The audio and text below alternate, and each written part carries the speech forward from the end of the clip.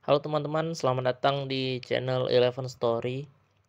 Pada kesempatan kali ini kita nggak bakalan bahas anime, tapi bahas sesuatu yang lumayan berdekatan dan kayaknya beberapa tahun ke depan hal ini tuh bakalan bisa setara ataupun bahkan menggeser dunia animanga, yaitu manhwa atau komik Korea yang ya beberapa juga udah dianimasikan banyak banget. Contohnya ada Lukisem, Tower of God ya, Tower of God, terus ada Battle of High School ya, nggak salah. Ya gitulah pokoknya. Dan ini merupakan salah satu manhwa sport ya, seperti biasa karena saya pecinta anim sport, ya lihat-lihat manhwa sport yang judulnya adalah Windbreaker. Windbreaker ini merupakan rekomendasi dari temanku ya, yang pada saat itu aku lagi gila-gilanya Yomushi Pedal, yang dimana Yomushi Pedal tuh bagus banget animnya segala macem.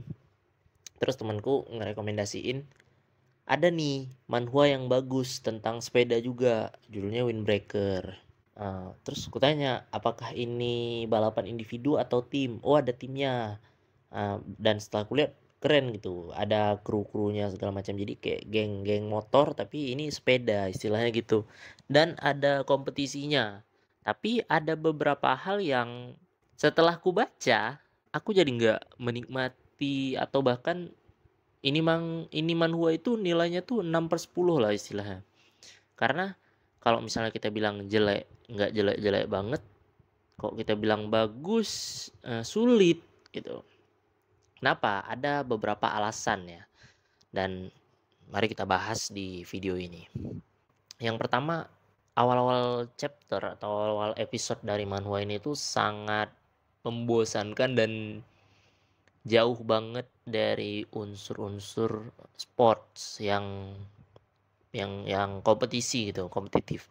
Karena ya tidak ada kompetisi, kok tidak di awal-awal ya, khusus di awal-awal itu tidak ada kompetisi, hanya kayak slice of life biasa dan pengenalan karakter. Dan itu chapternya lumayan panjang ya, maksudnya harus baca puluhan chapter dulu baru sampai ke tingkat kompetisinya. Istilahnya anim-anim zaman sekarang itu kan sangat fast pace, yang dimana 3 episode itu udah kayak sparring gitu, sedangkan Windbreaker ini terlalu bertele-tele menurut aku dari segi awal-awal. Dan yang kedua adalah ini manhwa ini, yang awalnya ya, ini kan ekspektasi ya, ekspektasi bebas dong. Ekspektasiku adalah ini manhwa ini bakal menyajikan pertandingan sport ya, khususnya balap sepeda yang kompetitif, sportif dan penuh semangat masa muda anjay. Dan ternyata adalah ini tuh kayak nonton sinetron basically. Kenapa aku bilang seperti itu? Karena banyak sekali drama yang terjadi ya, mulai dari drama antara anak dan orang tua, terus drama yang orang tuanya sakit, premanisme yang sering banget muncul di komik-komik Korea ya, bullying, pengeroyokan, ya kecurangan dalam kompetisi, terus ada terlalu lama di fase cinta-cintaan monyet anak SMA. Dan ini benar-benar mematahkan ekspektasi aku tentang olahraga yang selama ini tuh sebenarnya alasan aku menonton Windbreaker adalah untuk mencari olahraganya, dan ternyata itu tuh nggak dapet gitu. Kayak porsinya tuh sedikit banget dibandingkan dengan dramanya, itu banyak banget. Jadi serasa kayak nonton sinetron anak jalanan, kalau kalian tahu. Itu kan sinetron yang udah lama banget dan aku sempat nonton sinetron itu. Itu percis banget, Pak. Ya bedanya itu kan mereka versi geng motor, ini versi geng sepeda gitu, yang dimana balapannya tuh dikit, terus kebanyakan slice of life, masalah keluarga, percintaan, saring sirik-sirikan antara geng gitu, permusuhan yang kompetitif. Bedanya sama Windbreaker adalah anak jalanan itu tidak memiliki kru monster, yaitu bisa disebut kalau misalnya Windbreaker ini MC-nya punya musuh yang lebih kuat dari dirinya, sementara anak jalanan itu MC-nya ya udah dia top tiernya si boy ini.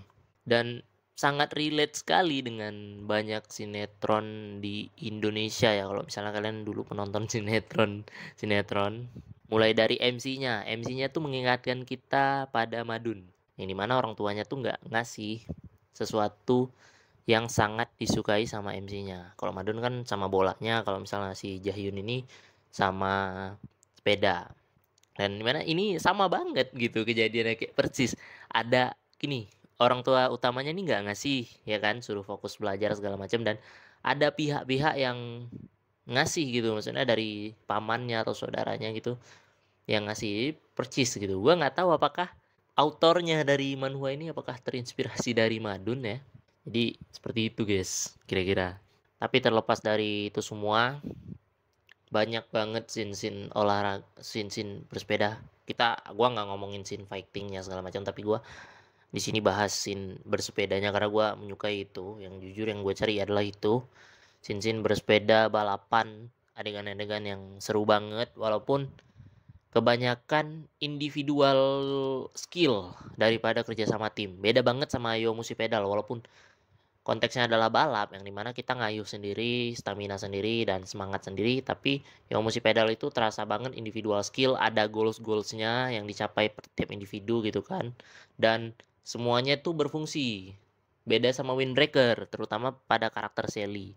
Dan disclaimer dulu ya, saya menonton Windbreaker itu baru membaca Windbreaker itu baru season 2 udah mau akhir, tapi ini belum belum masuk ke balapannya ya. Maksudnya chapter terakhir yang kubaca itu adalah mereka habis tawuran sama orang yang memukuli Kak Junsu. Nah, semua karakter di Yomushi Pedal itu berfungsi dan mereka punya peran masing-masing, mengisi role masing-masing dengan sangat baik, baik musuh maupun tim-tim MC. Hal ini nggak terjadi di Windbreaker, terutama Sally. Sally itu beberapa balapan perannya tuh kayak nggak guna, kayak ya mungkin ada gunanya tapi kayak gimana ya, kayak dia ini hanya seorang pelengkap ya, mohon maaf buat fans-fansnya Sally, tapi gue jujur aja saat ini ya, selama yang gue nonton Sally itu kayak ya perlu nggak perlu lah, dan kebanyakan balapan ini tuh di carry sama Jahyun ataupun Hanam ataupun Yubin gitu, kayak karakter-karakter seperti mereka itu yang lebih meng-carry dalam Hummingbird. Tapi bukan berarti peran lain itu nggak bekerja sama sekali, ada perannya tapi kayak kurang maksimal lah, istilah seperti itu guys. Namun terlepas dari itu semua, Windbreaker ini cukup layak dibaca, tapi gimana ya hitungannya, bisa dibaca, tapi untuk kalian yang mencintai drama ya kan, kisah-kisah cinta anak SMA ataupun sin-sin tawuran gitu kan, mungkin cocok manhwa seperti ini sama kalian. Tapi gue agak kurang cocok lah dengan manhwa-manhwa seperti ini, yang dimana gue memang membaca Windbreaker ya tujuan awalnya gue pengen lihat balapan sepeda dengan kerjasama tim yang apik dan sportivitas, bukan drama percintaan ataupun tawuran yang disajikan dalam manhwa ini juga. Oke, jadi ya kesimpulannya buat kalian yang mau baca silahkan. Gua rekomen ya buat kalian yang suka manhwa, pasti kayaknya suka sih sama manhwa ini, karena ya buat kalian apalagi pecinta-pecinta karakter good looking. Nah, sesuai dengan autornya yang stylish, karakter-karakter di sini juga cukup stylish dan memakai barang-barang branded ya terutama. Ya buat kalian yang suka silahkan dieksplor, tapi buat kalian yang fanatisme dari cerita-cerita sports yang menggairahkan masa muda, sportivitas, dan kerjasama tim yang apik, gue tidak rekomendasi manhwa ini buat dibaca sih, karena kalian akan kecewa banget seperti gue main kecewa dengan manga satu ini. Jadi gue kasih rating 6/10. Mohon maaf fansnya Windbreaker. Oke lah, mungkin segitu aja dulu hal-hal yang ingin gue sampaikan tentang Windbreaker. Mungkin kalau misalnya gue baca sampai chapter terbaru, yang dimana kan mungkin udah upgrade karakter-karakternya tuh udah mulai improve, apalagi Hanam ya kan, mungkin semakin kesana bakal makin seru. Tapi ya kalau lu 100 chapter aja nggak bisa buat orang lain suka, gua rasa manhwa ini nggak cocok buat gua ya, karena di 100 chapternya aja gua masih nggak suka sama manhwa ini. Bukan nggak suka, kayak membacanya itu rada males gitu. Ini gue baca lagi karena mau bikin konten beginian aja, tapi ya gitu deh. Oke, terima kasih sudah membuang waktu kalian untuk menonton video nggak guna ini. Sampai jumpa di video selanjutnya. Oke.